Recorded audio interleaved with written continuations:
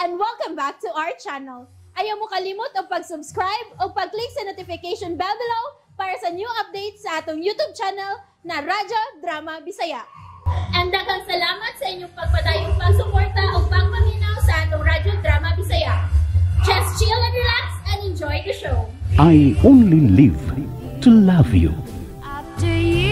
Pero naningwa man ko nga mamawiig ko sa akong mga palta.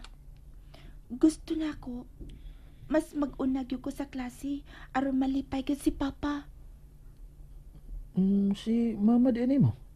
Dili ba di pwedeng iapil ang imong mama? Ay, sila gud si Papa ug si Mama, sir. Layo kayo ang inyong laktan pa ingon sa eskwelahan kay layo raman kayo inyong gipuy-an.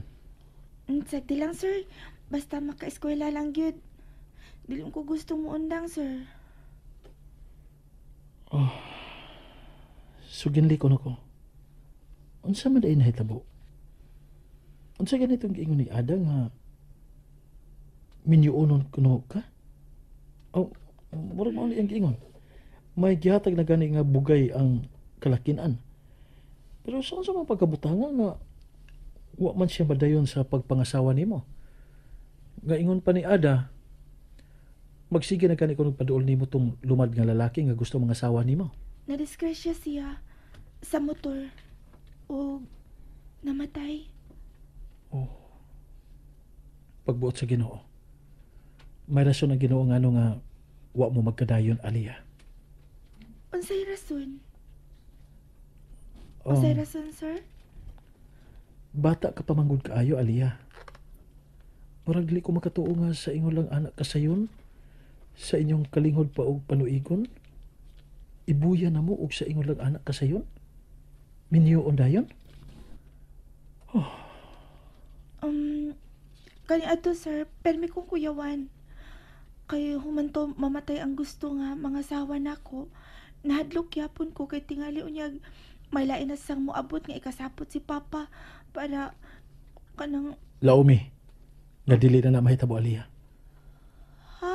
Kung doon na may angay nga mahitabo si mong kinabuhi, dili ang sayong pagminyo. Kung dili, nga matuman gyud ang imong damko, nga magkahuman ka sa imong pag-eskwela.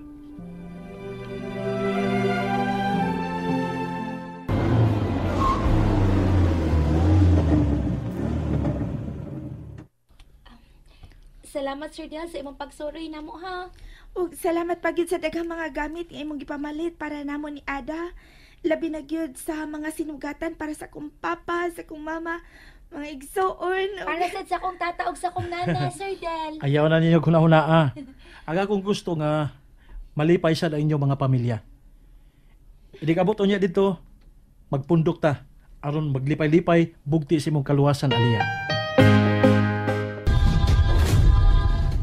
Wow! Wow! WW! Wow! Wow! Wow na wow! Karon inyo nang nakita no kung unsa ka maayong masayaw si Aliyah no. Sikat siya sa eskwelahan tungod ana. Graceful gid kay siya. Unsa na makadiagaw? Wa naman gyud. Mabuwag ng imo pananaw kang Aliyah nga nagsayaw. Nindot ta gid oy. Nindot kay kagtingog Ada. Pero abi nimo sa sayaw ni ko, ma-inlove ko sayong Aliyah da. Ma-inlove ba noon ta? Botangi. Pag sure diha gaway, may gatas pang baba na. Ay ano, bawal day tang bisag budayeg lang. Of course not. Unsa bay sa kun modag ang tawo? Unya, dili magpili og edad sa iyang daygon. Warning lang gaw. Ayaw lagi padunggas si Aliyah atong linyaha kay tingalig lainon niya sa pagsabot. Og tingalin og muidlas siya nato. Idlas. Uro si bak kasi idlas.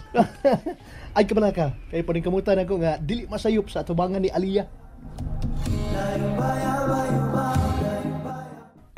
Hinaot pa nga nalingaw ra mo sa gamayng kalingawan nga gidalit namo ninyo, Sir Del. Grabe kayong lingawa tay. Salamat. Kami ang angay nga magpasalamat sa iyong kaayo, Sir.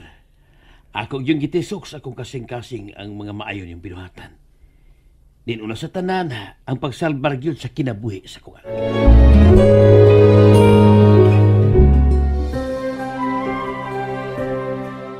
Gusto na lang anak tay. Ako magunang bukasyon. Ang pagtabang gid atong akong isig-ingon nga tinuod gyud nakinahanglan. Karon tay. Ato istoryahan ang bahay ni Aliyah. Ha? Miabot sa kong kasayuran tay. Ang dakong tinguha gid ni Aliyah nga makahuman gid sa pag-eskwela. Gusto siya nga makatungtong og college. Tay, parehas lang si Buano. Mao nga nakasabot ka gid tingali sa akong gisulti, di ba? Oh, sir, oy. Natandog ko sa gipangandoy ni Aliyah. Ako masay kong natugkad ang iyang kamatinud-anon yun. Ako nakita ang iyang kaikag sa pagkabot yun sa kalampusan. Mao nga ni ako karon tay. Putanyag ko sa kong panabang. Sir, Dili mayong usikan si Aliyah tay. Tungod kay naaniya ang katakos. Naaniya ang hustong pangutok. Para yun nga atong ihatag ang kahigayunan. Kamakabot niya ang kadaugan nga gusto niyang kabuoton tay. Kinasingkasing na kong itanyag ang akong panabang. Aron nga makapadayon gid si Aliyah sa pag-eskwela, hangtod nga makahuman gid sa kurso nga iyang nagustuhang kwaon. Sir, Sir, Tay, pero hilak man ka. Para saan sa manaluha Supa ka ba sa kung tumong para sa imong anak? Sir, Dili ko makabasol kung mahimong ingod ana ang makabot ni mong hukom tay. Imo lang katungod. Tingali, dili pagidhingpit ang imo pagsalig nako ug sa ako mga kaubanan. Mao nga dili ti ka mabasol tay. Papa, Oh, di ba gusto ka man nga malipay ko? Aliyah, Ayaw intawon babagi ang akong damgo, Papa. Aliyah, Maluoy ka taon ako, Papa. Di ba miingon man ka na ako nga pinangga ko nimo? Maong gusto jud ka nga malipay ko, pirmi? anak, ayaw hatagi og dautan nga kahulugan akong pagilan. Tuod kay luha kini sa kalipay, Aliyah. Sa katapusan, gibubo diha nimo sa Ginoo ang grasya. Iyang gihatag nimo ang katubanan sa imong mga damgo. Natandog lang ko, anak, nga naay Sir Dale nga gipada sa Ginoo aron maoy muhatag og katubanan sa imong mga damgo. Wa ko'y planos pagbalibad sa gitanyag ni Sir Dale, Aliyah. Kung dili, mapasalamaton kayo ko. thank you Lord.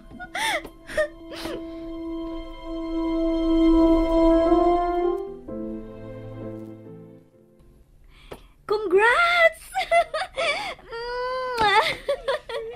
Ang mga anak nga buutan o garbo sa ginikanan, di gyud pasagdan sa Ginoo. Karon, lipay na ka. Kaayo gyud, Ate Shin. Unsay plano? Nagpadayon pag-istorya sila si Papa o si Sir Del. So ako na lang pabuton nga motapos ng tuig ka si Aliyah diha sa iyang eskwelahan karon tay. Sir. Ingon ini ang una na kong plano mintras nag-eskwela pa siya. Dinis sa inyong dapit. Kining matagkaroon ko niya, muanhimi aron paghatod og ayuda para sa inyo nga pagkaon adlaw tanan. Ingon man sa mga kinahanglanon ni Aliyah sa eskwelahan, sa iyang baon. Kay luoy kay ang bata nga mulakaw. Layo ra man na iyang lakwan. Unya, way kwarta. Bisag gamay lang para iyang mabaon. Kaluoy taon niya. Nga igo ra nga maghinanaw sa uban niyang mga kaubanan nga magkaon. Unya, siya magpatuo lang sa laway. Sa pagkatinuod ang sir, adlaw tanan, magdugo ang akong kasing-kasing nga maghinanao sa kalisdanan nga natilawan sa akong mga anak. Usahay, di lang kalikayan nga basulod ako ang akong kaugalingon. Kung nga nung wagid magpugong, aron unta, di daghan ang maapektahan. Dili unta angay nga moabot og 5 ang akong mga anak sir. Angay unta nga gikontrolar ang akong luwastong panginahanglan. Kay wa ko'y kasarang pagbuhi sa daghan.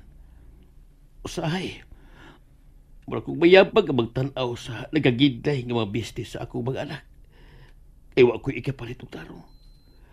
May lang gani si Aliyah kay na may iyaan nga muna-hula sa pagpalit og para iyang bahin kung pangumpra na ni og mga gamit para ni Ada. Kuto pragid unta ko sa duha kaliwat para wa unta mag-usik pa sa iyang mga luha si Aliyah. Ang ato pasalamatan. Mao nga, wa madayon ang iyang pagminyoan ng iyang edad karon.